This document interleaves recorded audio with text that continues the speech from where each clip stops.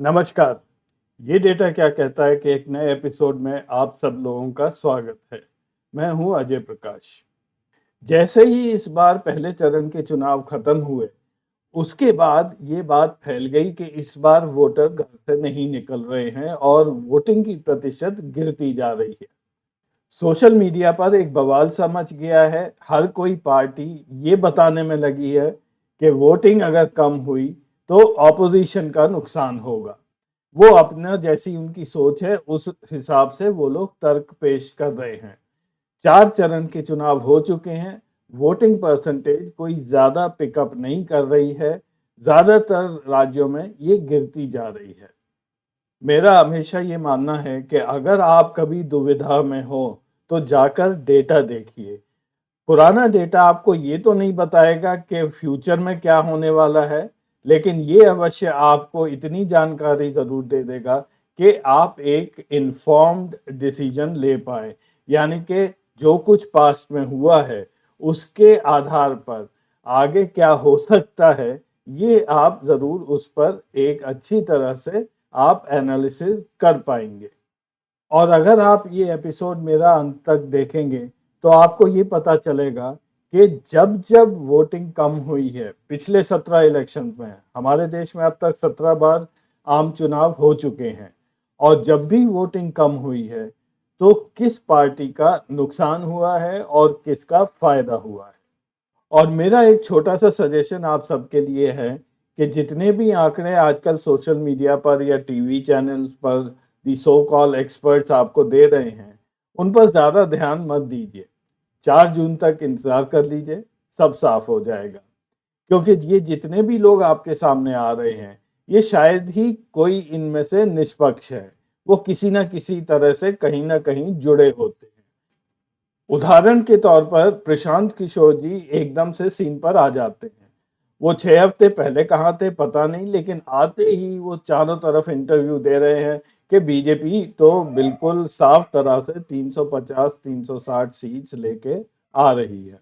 और फिर माई axis India के प्रदीप गुप्ता जी, अभी कुछ हफ्ते पहले ऐसा माना जाता है कि उनके यहाँ से कोई डेटा लीक हुआ था, जिसका बाद में उन्होंने खंडन भी किया है और ये भी बोला है कि हम ओपिनियन पोल तो देते ही नहीं है, हम एग्जिट पोल देते हैं और ये बात बिल्कुल सही है।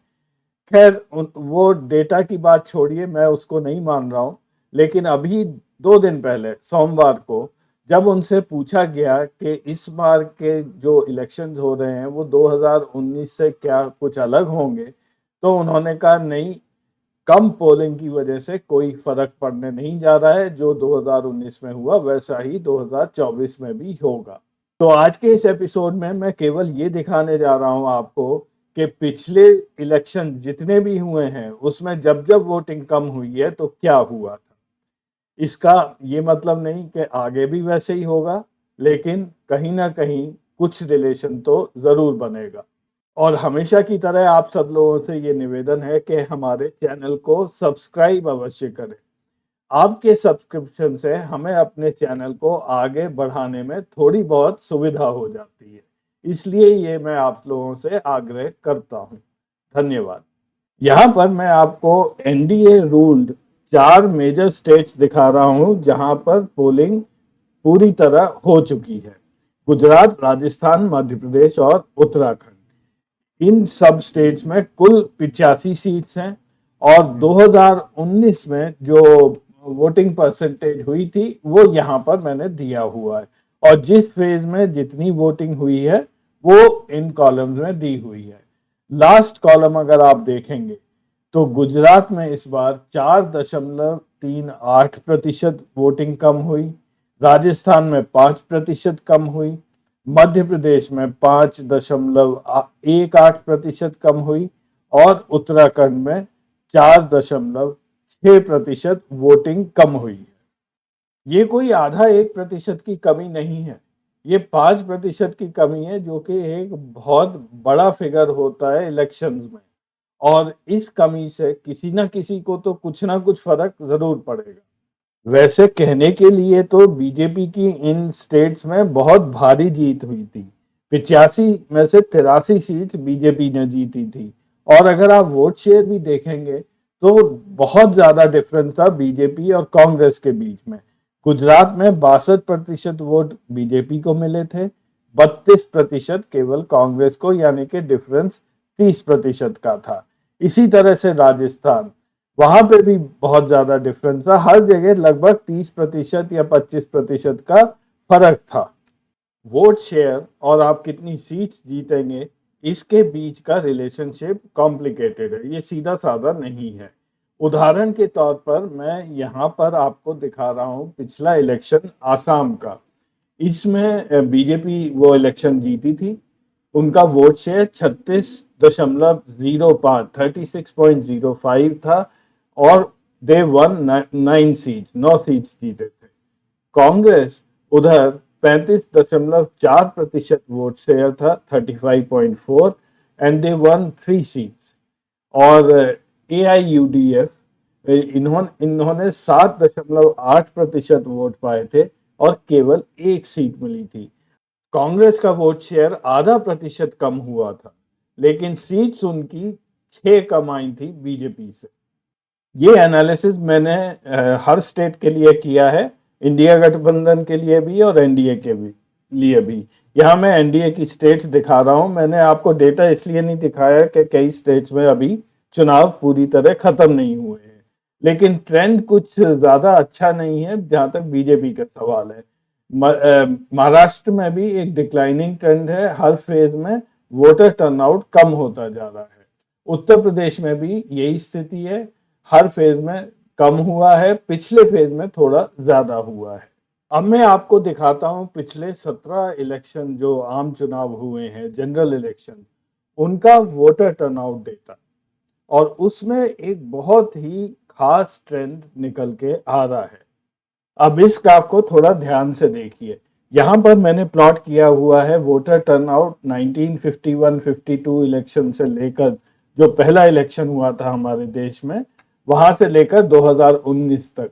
ये यहाँ पे नीले रंग की लाइन है और पर्पल में इसके डेटा लेबल हैं। नीचे लाल रंग में यहाँ पे मैंने प्लॉट किया हुआ है difference of turnout with previous year, यानी कि 1951-52 में इलेक्शन हुआ, उसके बाद 57 में इनका डिफरेंस अगर पॉजिटिव है तो ये हरे रंग का लेबल है, और अगर ये नेगेटिव है तो ये लाल रंग का लेबल है।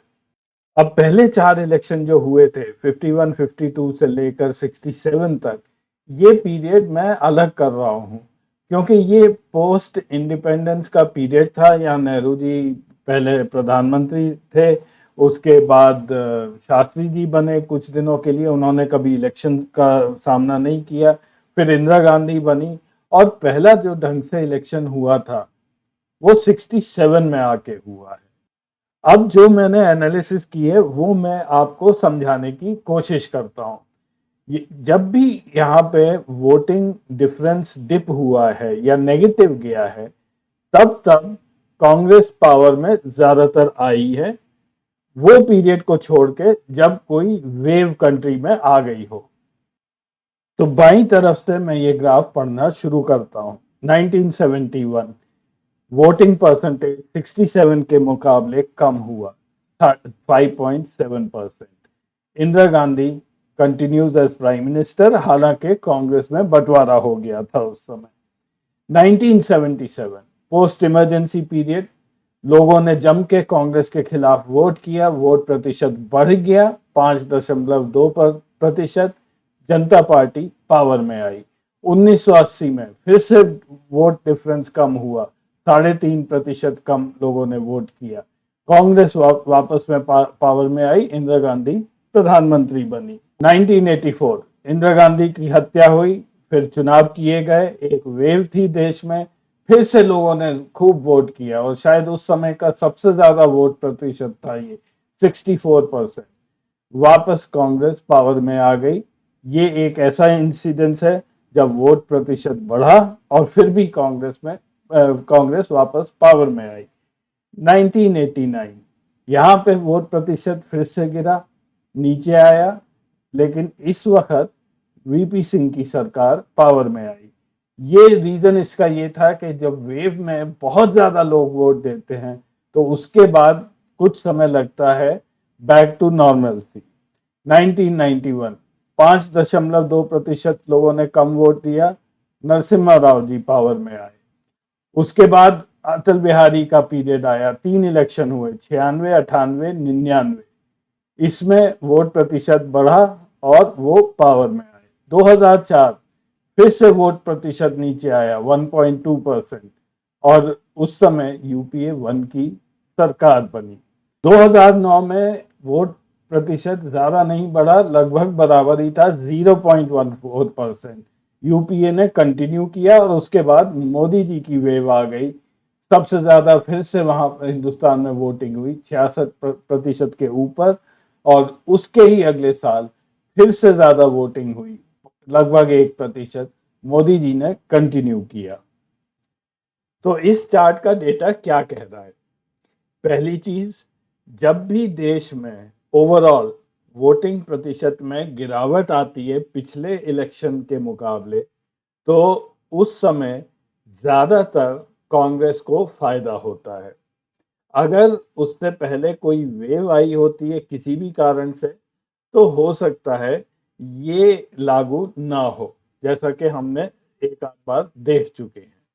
2019 में पुलवामा का एपिसोड हुआ था, जिस वजह से वोटिंग परसेंटेज जरूर बढ़ा था। अब कितना बढ़ा था ये एस्टिमेट करना मुश्किल है, लेकिन मेरा मानना है कि इस बार जो पुलवामा अफेक्ट को नलीफाई करने के लिए थोड़ा बहुत वोटिंग परसेंटेज में कमी अवश्य आएगी। लेकिन 1-1.5% से ज्यादा अगर वोटिंग परसेंटेज गिरा तो वो बीजेपी का नुकसान करेगा, ऐसा ये पुराना डेटा बताता है। और इसीलिए जब मैंने आपको ये स्लाइड दिखाई थी, इसमें वोटिंग डिप फिलहाल 5% के आसपास है इन 4 स्टेट्स में, गुजरात, राजस्थान, मध्य प्रदेश और उत्तराखंड में। तो मेरा ऐसा मानना है कि इन 4 स्टेट्स में बीजेपी का वोट शेयर घटेगा। अब उससे कितनी सीट्स में फर्क आता है ये मैं नहीं अभी बता सकता हूं। आखिरी सेक्शन में हम एनालाइज करेंगे इंडिया गठबंधन स्टेट, यानी कि वो स्टेट जहां पे इंडिया गठबंधन की सरकारें इस वक्त चल रही हैं। इसमें केरला, कर्नाटका, तमिलनाडु और तेलंगाना आते हैं। केरला में 20 सीट्स हैं, इंडिया की उसमें से 15 सीट थी। कर्नाटका में 25 सीट हैं, उसमें केवल 1 सीट थी इंडिया की। तमिलनाडु में 39 सीट्स हैं, 38 इंडिया के पास थी, और तेलंगाना में 17 सीट हैं, 3 सीट थी इंडिया गठबंधन के पास, ज्यादातर इसमें कांग्रेस के ही पास थी। तो तेलंगाना में कांग्रेस की सरकार है, 2.16% वोट ज्यादा पड़ा है, तो कांग्रेस को इधर फायदा होगा। तमिलनाडु में डीएमके सरकार है, उनको नुकसान होने जा रहा है इस इलेक्शन में, क्योंकि वोटिंग परसेंटेज घटा है। कर्नाटका में भी कांग्रेस की सरकार है, लगभग 1.9% वोट बढ़ा है। यहाँ पे भी उम्मीद है कि कांग्रेस को फायदा होगा। और केरला में बहुत भारी तरीके से मतदान कम हुआ है, 6.5% की कमी आई है। 15 सीट्स कांग्रेस की थी, बाकी लेफ्ट के पास थी। तो ज्यादा नुकसान केरला में कांग्रेस का होगा और कम नुकसान एलडीएफ का होगा। तो डेटा यही कह रहा है कि चुनाव बहुत ही इंटरेस्टिंग मोड पर है। 50-50 लग रहा है इस वक्त, पता नहीं कौन जीतेगा और कौन हारेगा सीट्स को लेकर।